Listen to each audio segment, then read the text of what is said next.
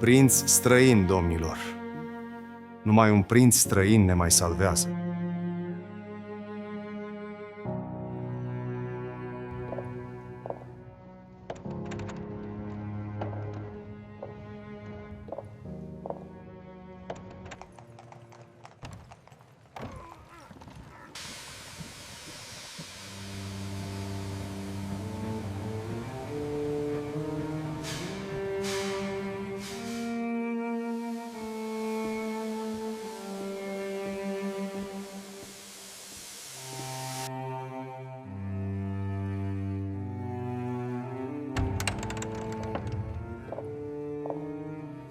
Herr Johann Bratianu, Gesandter aus Bukarest.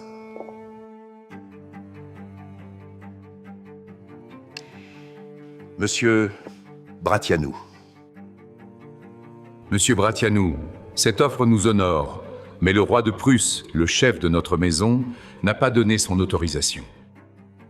Il redoute que cela ne déclenche une guerre entre les grandes puissances. Sans son ordre, mon fils ne serait pas Monseigneur, les grandes puissances se concertent déjà pour dissoudre l'union des principautés. Si nous ne les plaçons pas devant le fait accompli, un souverain sur le trône, d'ici quelques jours, le pays sombrera dans l'anarchie. Nous ne pouvons rien entreprendre sans le roi. C'est impossible. Alors la Roumanie est perdue.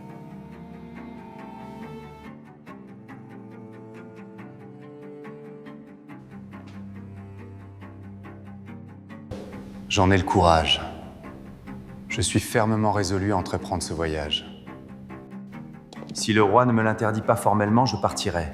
Je ne laisserai pas périr une nation qui me témoigne une telle confiance. Vous devez d'abord vous entretenir avec Bismarck.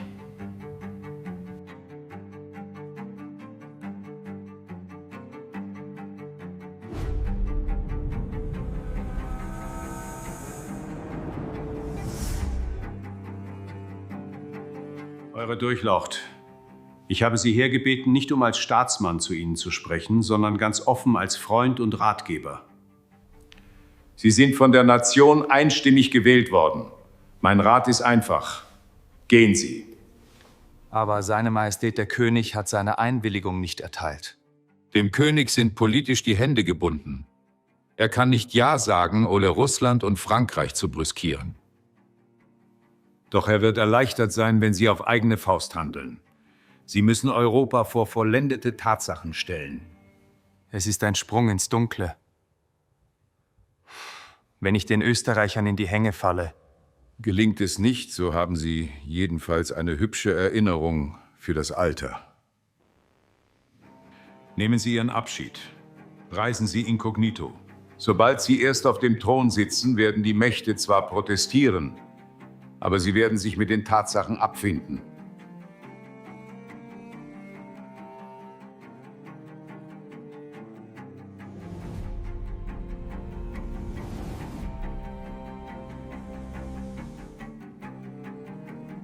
Nihil sine Deo.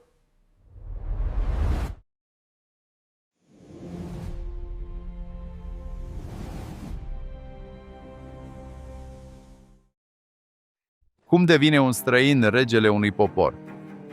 Prin voința marilor puteri? Prin destin? Sau prin acceptarea unei misiuni aparent imposibile, care se contopește cu propria ființă?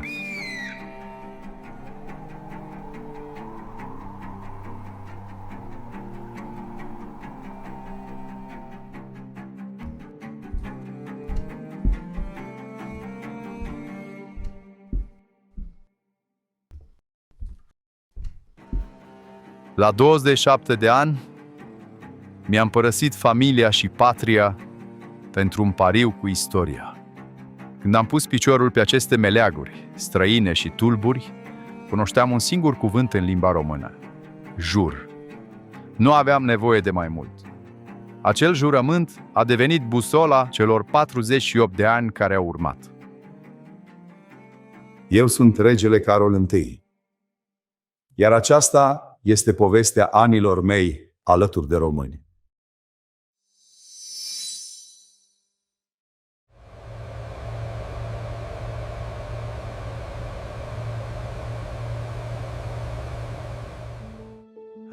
În sfârșit, vaporul a pornit pe Dunăre în jos. Brătia nu s-a urcat pe același vas, mi-a aruncat o privire, dar apoi a înțeles. Trebuia să ne prefacem că nu ne cunoaștem. El a plecat spre ceilalți, iar eu am rămas singur cu gândurile mele.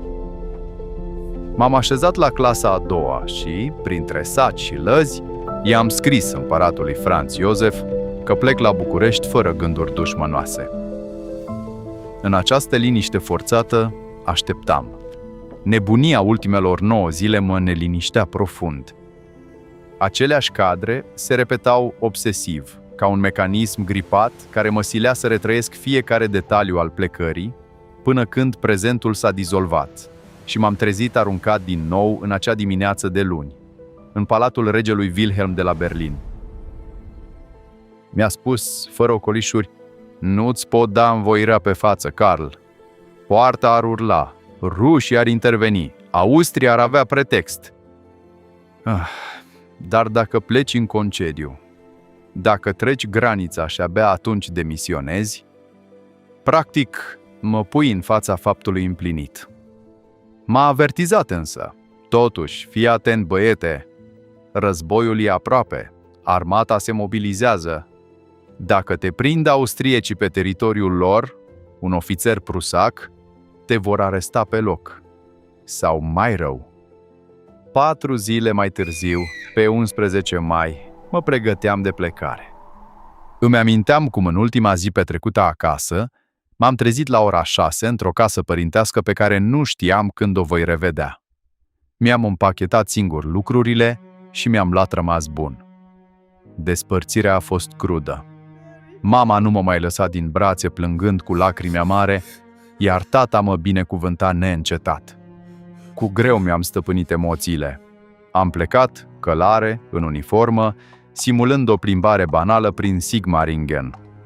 Am pornit spre castelul fratelui meu Leopold, unde mi-am lepădat uniforma de dragon pentru un costum civil modest și împreună cu sora mea Maria, care îmi servea drept acoperire, am mers la gară. Când ofițerii s-au apropiat de mine chestionându-mă, "Încotro, principe?" am înghițit în sec. Nu știam să mint. Gura mi se uscase. O însoțesc pe sora mea la Köln. Mă întorc seara, le-am spus. Când am ajuns la Zurich, însoțit de 2 servitori și 2 credincioși consilieri pe care mi-i trimisese tata să mă însoțească, am început să șterg orice urmă a trecutului. Am scos însemnele familiei de pe haine și toate accesoriile și mi-am pus o pereche de ochelari fumurii. Gazetele scriau deja că rușii și turcii vor să invadeze România. Presiunea creștea. Cu ajutorul tatălui meu, care și-a putut folosi influența în Elveția, am primit un pașaport fals. Acum eram Karl Hettingen. Pe noul pașaport stătea însemnat: semnalmente, ochi albaștri, păr negru, nas vulturesc. Am urcat în tren spre München, la clasa a doua, ca să nu atrag atenția asupra mea. Cu toate că oboseala mă zdrobea, căci nu dormisem de zile întregi, am stat treaz toată noaptea de teama să nu fiu descoperit. La granița cu Austria, un alt funcționar mi-a luat pașaportul, m-a privit fix prea mult timp. Am simțit sudoarea curgându-mi pe spate sub haină. Dacă observă ceva, dacă raportează, timpul s-a oprit. Apoi, mi l-a întins înapoi. Am trecut. Sala de așteptare era plină de soldați austrieci și deodată au apărut ofițeri pe care îi cunoșteam bine, din regimentul vechi. L-am văzut pe unul dintre ei întorcându-se spre mine și inima mi-a sărit în gât. Am apucat o gazetă și am ridicat-o în fața mea ca pe un scut. Mâinile îmi tremurau. M-am prefăcut că citesc, dar literele dansau. Dacă mă recunoaște. Dacă mă strigă chiar acum. Au trecut. Dar fiecare secundă a fost o eternitate. Drumul spre Viena a fost un coșmar care părea că nu se mai sfârșește. Când am ajuns în gara principală pe 17 mai la ora 6:30 dimineața, hala era iar plină de soldați care mă cunoșteau personal. M-am strecurat prin mulțime ca un fugar. Am sărit într-o trăsură și am cerut birjarului să mâne repede spre gara care ducea spre Pesta.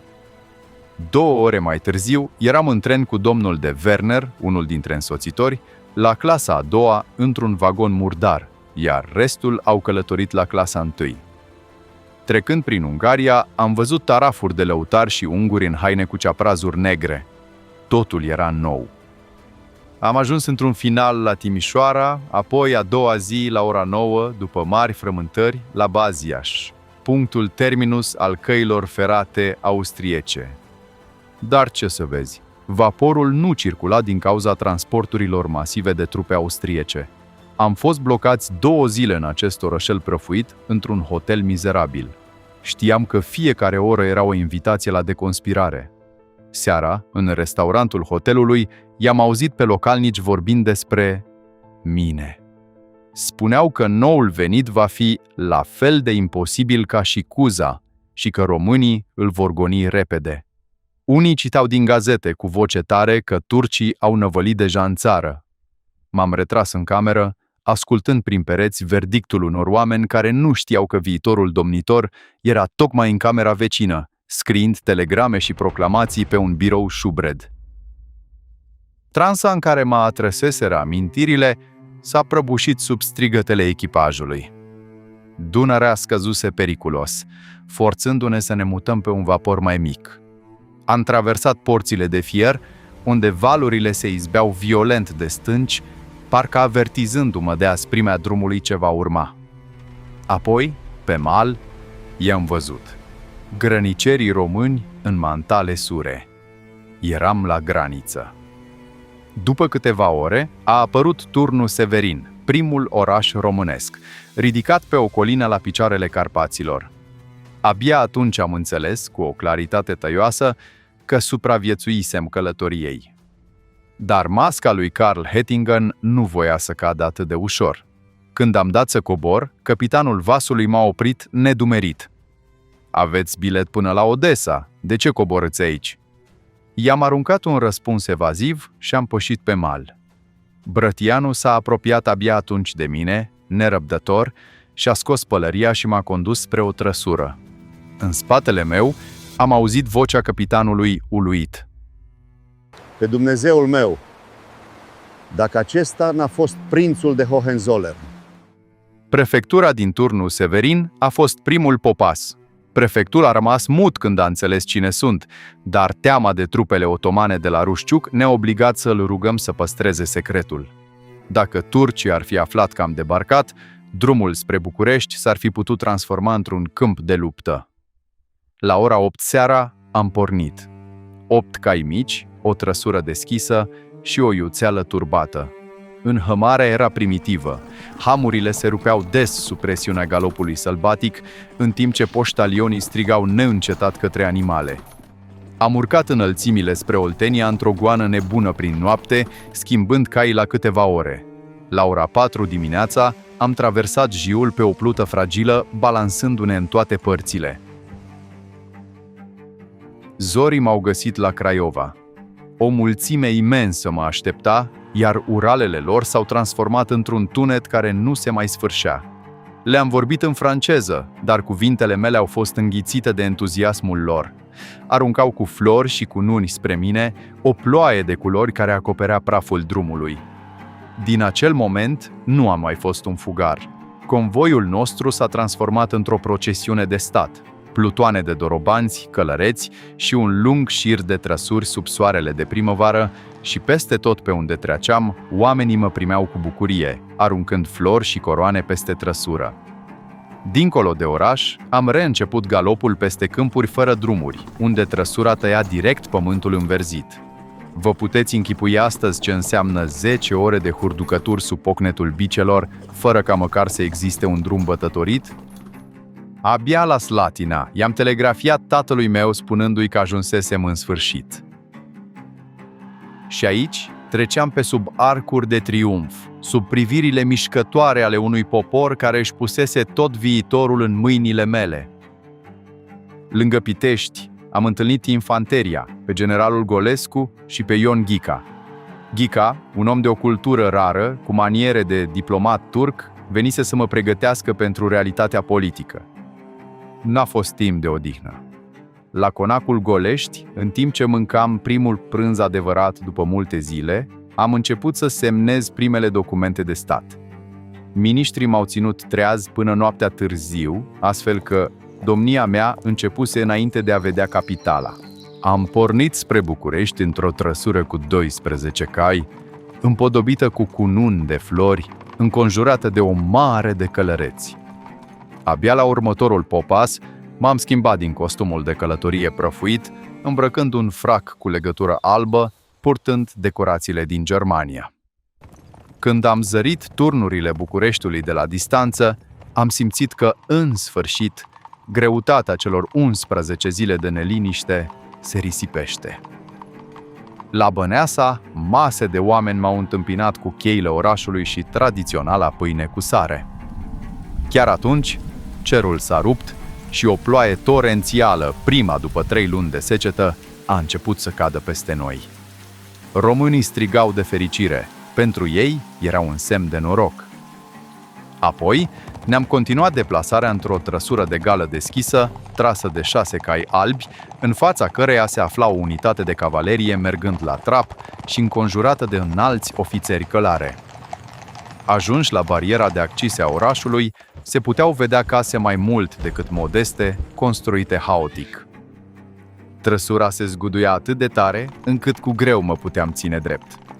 La șosea, pe corsoul societății bucureștene, s-au înșirat infanteria, vânătorii și artileria, cărora li s-au alăturat gărzile naționale. Pe podul Mogoșoaiei, astăzi Calea Victoriei, gărzile naționale stăteau de o parte și de alta a străzii, formând un spalier. Casele de pe pod erau frumos decorate cu steaguri, coroane și ghirlande. Doamnele erau îmbrăcate în haine de sărbătoare, iar de la ferestre și din balcoane se aruncau nenumărate flori, porumbei, poezii și panglici tricolore. Eram literalmente acoperit de flori. Dar realitatea balcanică m-a lovit brusc. În fața unei clădiri modeste, am văzut garda de onoare stând lângă o mlaștină imensă. În noroiul acela, câțiva porci se scăldau liniștiți, ignorând bubuitul tunurilor și sunetul trâmbițelor. Nedumerit l-am întrebat pe generalul Golescu, ce casă este aceasta? Mi-a răspuns timid, majestate, acesta este palatul. Am privit mlaștina, porcii și clădirea scundă. În naivitatea mea am mai întrebat odată, unde este deci palatul?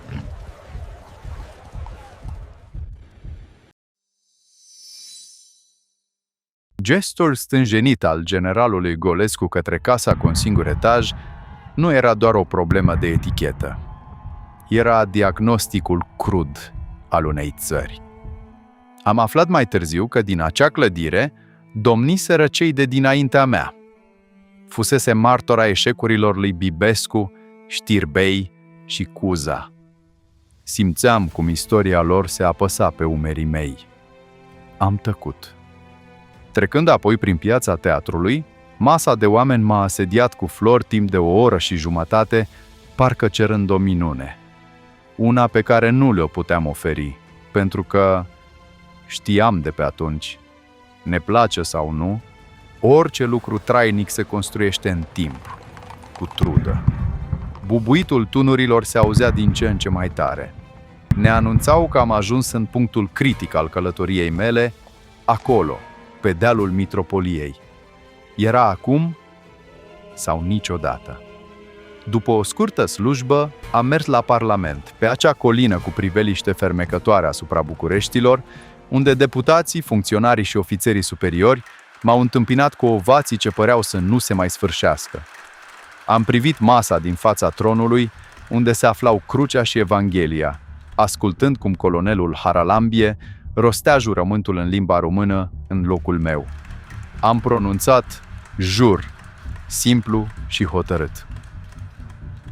Câteva ore mai târziu, mi s-a dat răgaz să mă odihnesc timp de câteva ore, însă retragerea în odăile din Palatul Domnesc, după 11 zile de tensiune, nu mi-a adus liniștea. Am ocupat camerele de la nord și, încă agitat, priveam dincolo de ferestre, unde Bucureștiul încă sărbătorea o victorie pe care o simțeam fragilă, aproape ireală. Între acei pereți, realitatea mi se desfășura în minte fără fardul aclamațiilor.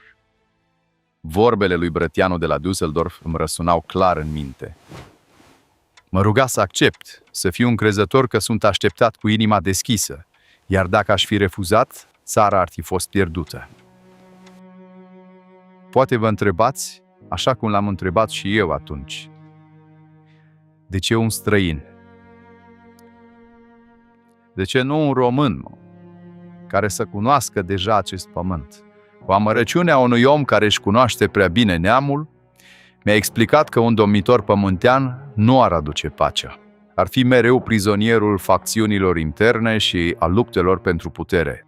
Pe când un principe străin, neînrudit cu niciuna dintre casele nobiliare, ar fi singurul arbitru imparțial capabil să unească țara, să devină un pod către marile dinastii europene, oferind un prestigiu pe care niciun boier local nu l-ar fi putut avea în fața marilor imperii. Îmi arătase harta cu disperare în glas. Când Rusia a fost înfrântă în războiul din Crimea de Imperiul Otoman împreună cu marile puteri, mi-a spus, s-a semnat Tratatul de la Paris din 1856. Unul din obiectivele principale fusese să elimine protectoratul exclusiv al țarului asupra principatelor, care, din 1829, se folosea de Tratatul de la Adrianopol ca scuză ca să ocupe militar Moldova și Muntenia sub orice pretext. Acest protectorat a fost înlocuit cu o garanție colectivă a celor 7 semnatari: Franța, Marea Britanie, Prusia, Rusia, Austria, Italia și Imperiul Otoman. Asta însemna că nici turcii nu mai puteau ataca spontan teritoriile românești. Orice tentativă de ocupație militară, fie rusă, otomană sau austriacă, era considerată un casus belli, adică motiv de război pentru celelalte puteri. Principatele primiseră o autonomie limitată, dar trebuiau să recunoască oficial apartenența simbolică la Imperiul Otoman, să plătească în continuare tribut, considerat prețul protecției împotriva invaziilor externe. Domnitorul ales trebuia să fie confirmat în continuare de sultan, iar armata putea să aibă o miliție națională, dar nu avea voie să se dezvolte. Nu putea nici măcar să își numească proprii reprezentanți diplomatici în Europa. Toate relațiile externe se purtau fie prin intermediul porții, fie prin agenți diplomatici neoficiali.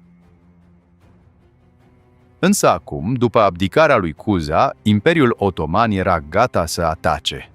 În ochii turcilor, unirea principatelor fusese recunoscută numai pentru perioada domniei lui Cuza. Țineau cu dinții de teritoriile românești. Singura scăpare din această situație imposibilă era să aducă un prinț străin conectat cu toate puterile europene, care să fie dispus să-și folosească influența și să aibă suficient curaj să scoată la un moment dat țara de sub influența turcilor. Aveau doar 2 opțiuni. Prima fusese contele Filip de Flandra, fratele regelui Leopold al II-lea al Belgiei. Ar fi sperat că un asemenea candidat ar fi adus valorile democratice ale Belgiei, cea mai modernă Constituție și, mai presus de toate, independența. Napoleon însă s-a opus ideii, așa că Filip de Flandra a refuzat oferta. A doua opțiune fusesem eu.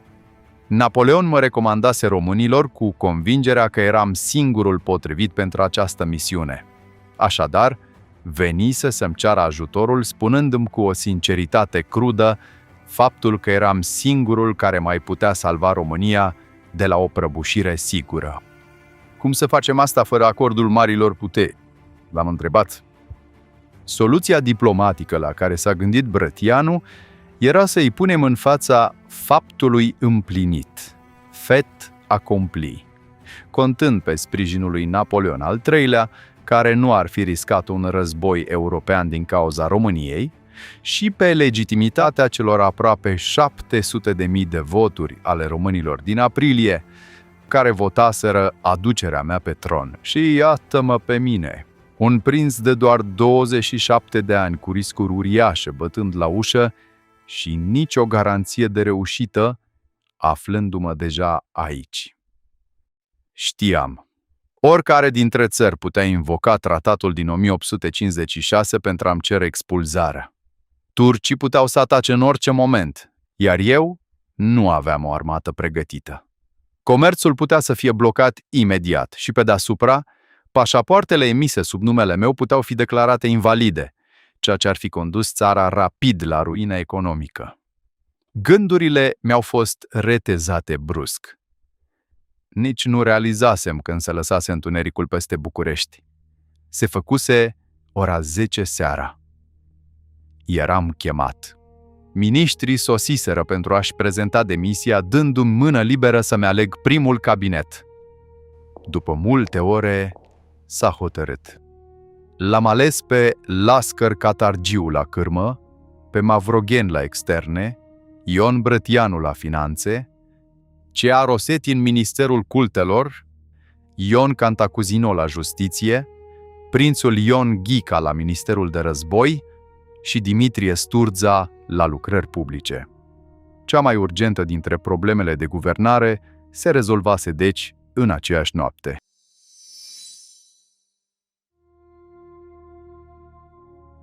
A doua zi, în timp ce Napoleon îmi trimitea cuvinte calde de la Paris, realitatea crudă venea de la Constantinopol. Omer Pașa și-a adunat trupele la Rusciuc. Eram la un pas de a fi înghițiți. Am ieșit să-mi văd armata și am găsit o umbră. O ruină fără praf de pușcă, cu soldați ce nu-și mai primiseră solda de 6 luni. 8.000 de oameni cu arme inutile, în cazărmi ce se prăbușeau sub propria greutate. Am trimis urgent oameni în Serbia după muniție și am mobilizat regimente la Sabar. Pe lângă asta, țara întreagă era un organism suferind, măcinat de holeră și datorii ce păreau imposibil de achitat. 120 de milioane de mărci. Tocmai pe când îngrijorarea legată de armată era mai mare, s-a produs declicul. La mii de kilometri distanță, Prusia zdrobea Austria. Acest conflict străin le-a tăiat turcilor pofta de a mai trece Dunărea. Situația în care se aflau ne-a cumpărat timp. Timp pentru a scrie o Constituție care sfida vechea ordine și punea la încercare răbdarea Imperiului Otoman. Indiferent cum ar fi decurs lucrurile, acum eram sigur că mai devreme sau mai târziu voi scoate această țară de sub jugul otoman. Dar pentru asta trebuia să înțeleg fiecare mecanism și să repar totul rând pe rând. Realitatea s-a impus însă rapid. Puțini erau oamenii pe care mă puteam baza. Această izolare a activat în mine resortul final. Datoria absolută. Eram tânăr, nepretențios și atât de atașat jurământului meu, încât în afara lui nu mă interesa nimic. Când arșița a coborât peste București, m-am stabilit la mănăstirea Cotroceni, printre clădirile din secolul al XVII-lea și arborii bătrâni ai parcului, unde mi-am impus un program strict. Am început să învăț limba română și să inspectez habitatul acestui popor, tribunalele, spitalele, închisorile. Peste tot, aceleași lipsuri cronice. Am vizitat orașul, mahalalele, periferiile și satele din apropiere. Și aici am observat contrastul cel mai violent. Țăranul valah, de o curățenie și o demnitate aproape biblice, față în față cu un București insalubru. O lume în care școlile erau simple barăci prin care ploaia și zăpada treceau ca printr-o sită. La periferiile Bucureștiului trăiau atunci 160.000 de oameni. Îmi făceau încă impresia unor așezări pe deplin rurale.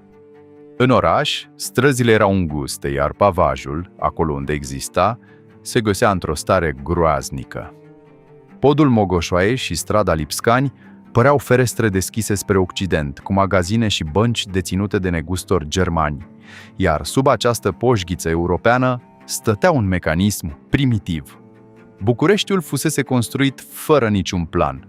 Străzile laterale erau simple poteci de pământ care, în funcție de vreme, se transformau din noroi de nepătruns în nori sufocanți de praf. Nu existau drumuri asfaltate, iar podurile peste râuri erau simple încropiri din bârne. Până și în alta societate se clătina. Vechea boierime abia își lepăda veșmintele turcești pentru moda apuseană, iar intelectualitatea rămânea o pătură mult prea subțire. Era o națiune care își dorea schimbarea, dar căreia îi lipsea încă structura necesară pentru a o susține. Văzusem clar. Fără căi ferate și fără industrie, țara nu putea respira.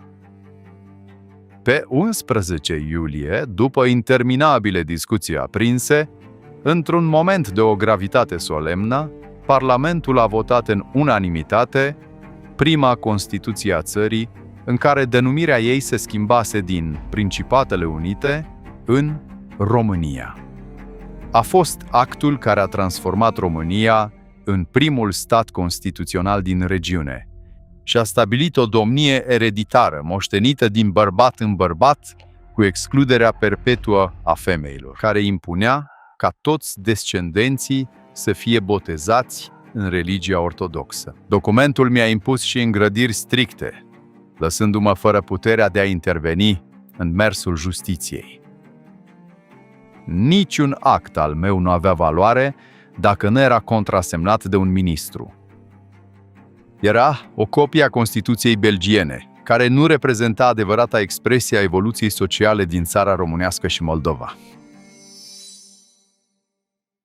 Acest gest de autonomie a declanșat o reacție imediată la Constantinopol.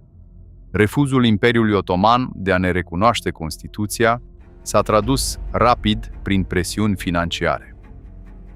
Ne-au blocat orice speranță de împrumut extern. Însă, sorții erau de partea noastră. Victoria fulgerătoare a Prusiei asupra Austriei l-a privat pe sultan de sprijinul necesar pentru o intervenție armată. Forțat să aleagă o soluție politică, sultanul Abdulaziz a condiționat recunoașterea de o vizită personală. Un ultim act de vasalitate menit să reafirme vechea ierarhie. Pe 21 octombrie am pornit spre Giurgiu și am traversat Dunărea. Iahtul Isedin, trimis special de sultan, ne-a purtat spre inima Imperiului, iar 3 zile mai târziu admiram soarele toamnei care lumina minaretele albe ridicate deasupra Bosforului. În palatul Dolmabahce, unde am fost chemat să-l văd pe sultanul Abdulaziz, tensiunea se simțea în aer. M-a poftit într-un salonaș, singur, lăsându-i pe miniștrii care mă însoțeau să aștepte afară. Aproape de divanul pe care s-a așezat padișahul, era pregătit un jilț pentru mine. L-am împins deoparte și m-am așezat tocmai lângă sultan. Voiam să înțeleagă că un Hohenzollern pretindea un alt tratament decât cel oferit regenților de odinioară.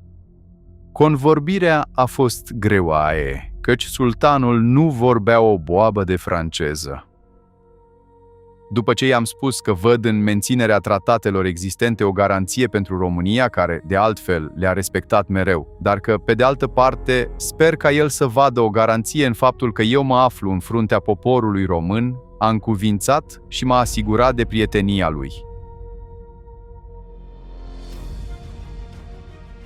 Atât. Nu s-au discutat subiecte politice. La final, mi-a întins firmanul de recunoaștere.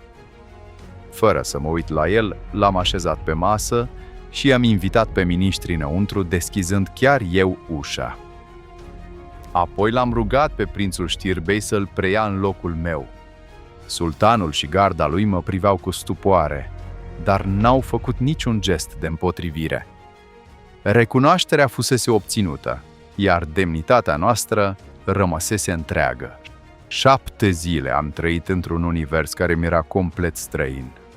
Am asistat la procesiunile de la moschee și la dansul hipnotic al dervișilor. ajungând până în inima haremului, unde femeile mă priveau cu o curiozitate nestăvilită. Eram principele venit de la Dunăre.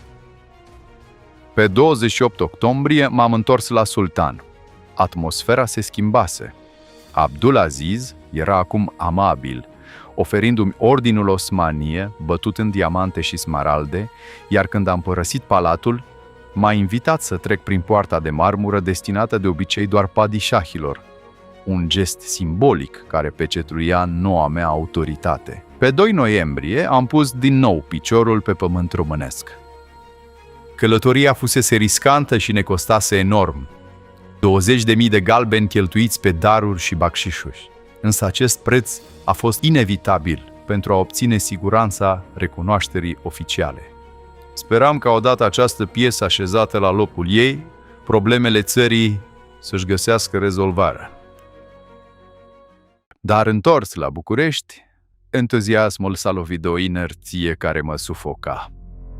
Lucrările parlamentare înaintau cu o lentoare exasperantă, oglindind starea unei administrații în care funcționarii lipseau adesea de la lucru. În vizitele mele neanunțate prin ministere și tribunale, am găsit o dezolare pe care nu o puteam ignora. Am început atunci să înțeleg adevărata natura a forțelor care se înfruntau. Parlamentul era un câmp de luptă între două lumi ireconciliabile.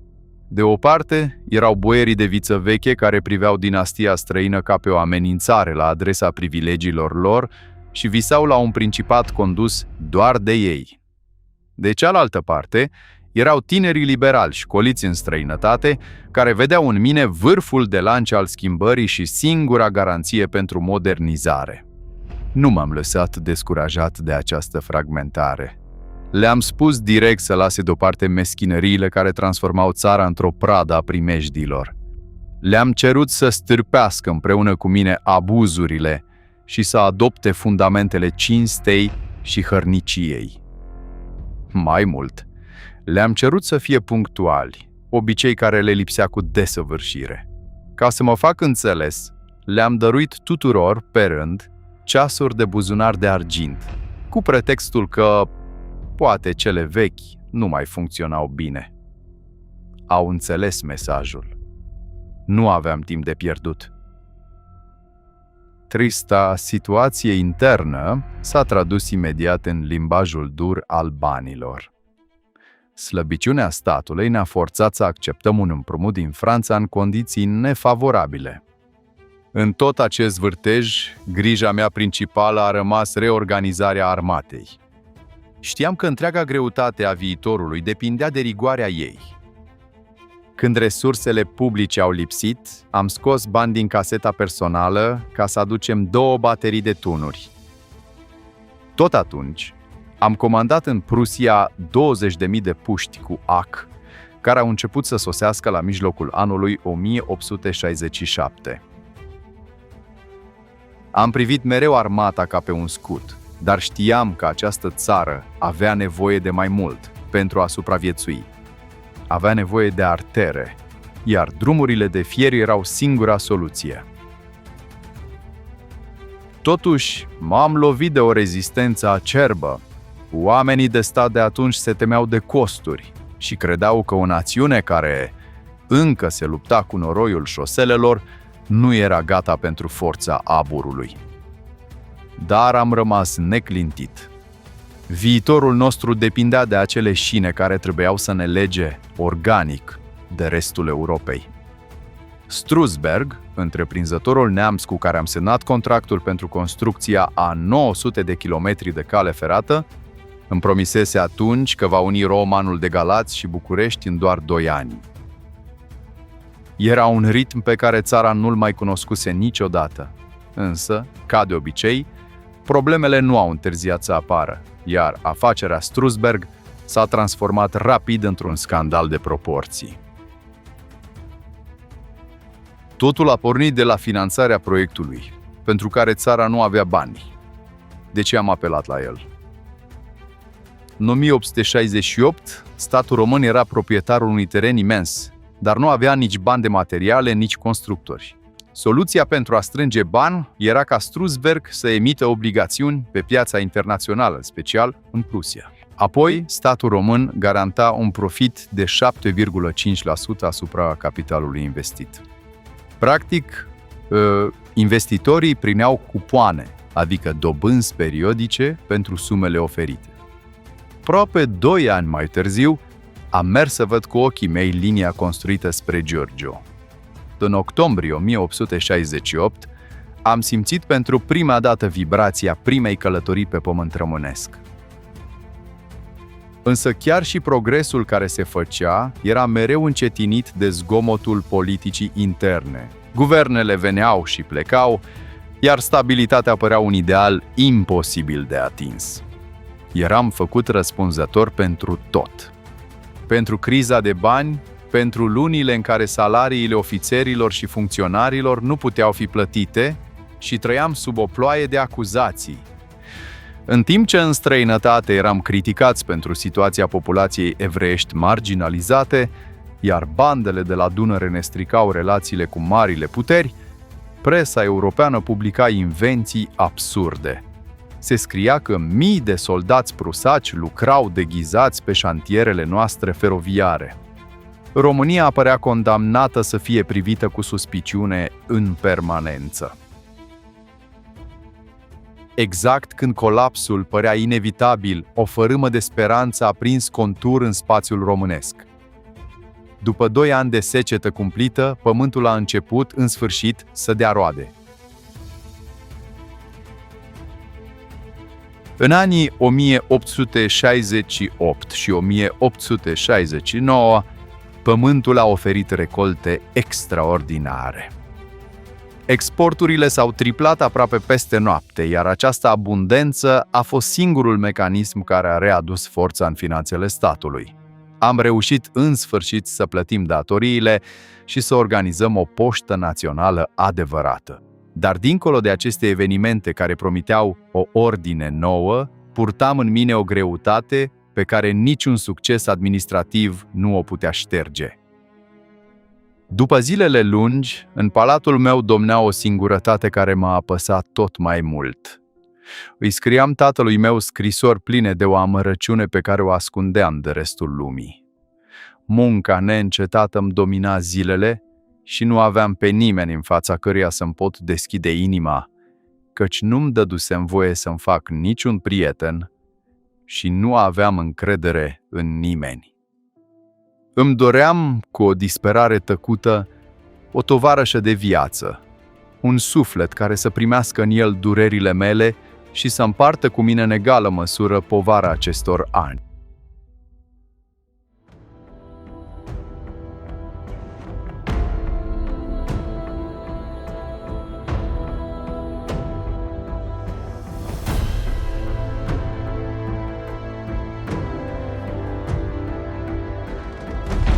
Asta e muzica ce-mi place.